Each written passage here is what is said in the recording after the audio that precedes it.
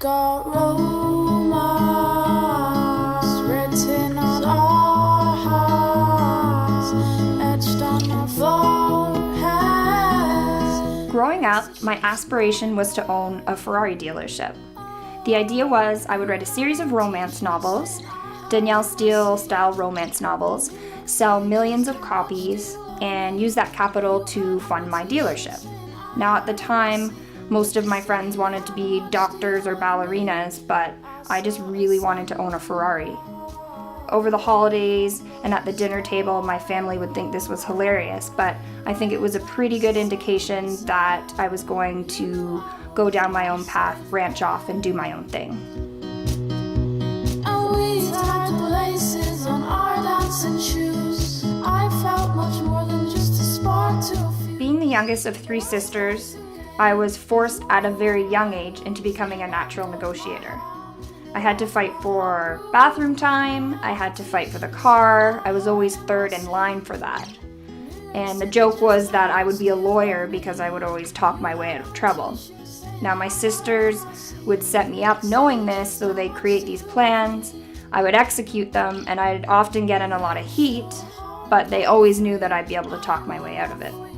It wasn't a huge surprise to my family that I decided to do something different than them. Your heart go free, 'cause I'm the one for you. You said you'd make time for me.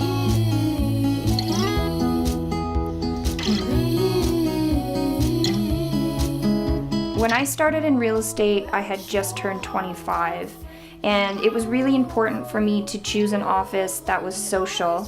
I think it's invaluable to have a good connection with the people you work with, and it was the only brokerage that I actually ended up interviewing with. It's known as a younger and more aggressive group, and it made my decision really easy. It all made sense. They also have a great admin staff, and I always have a ton of support. Crease the sheets in my bed.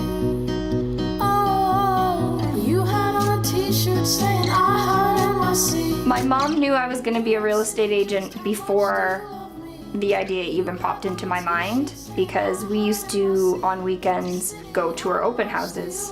So she's always been really interested in what's going on in the market.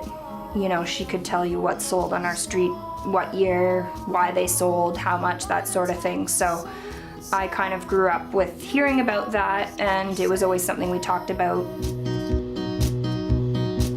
I have a really honest and down-to-earth approach to dealing with my clients.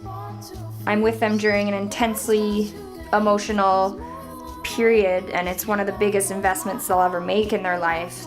And it's the moments in between the negotiations and the paperwork where the best connections are made, and where I can honestly say that I've made really good friends.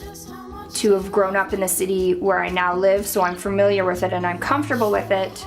And whether you're new to the city or whether you've lived here all along, I think my goal as a realtor is to give people the experience that I've had growing up and the experience that I have right now. I really like selling houses, and I really like buying houses with my clients. And I may never own a Ferrari or a Ferrari dealership, but I think at the end of the day, the high is the same, and I get a lot of happiness when I know that I've done a good job for people.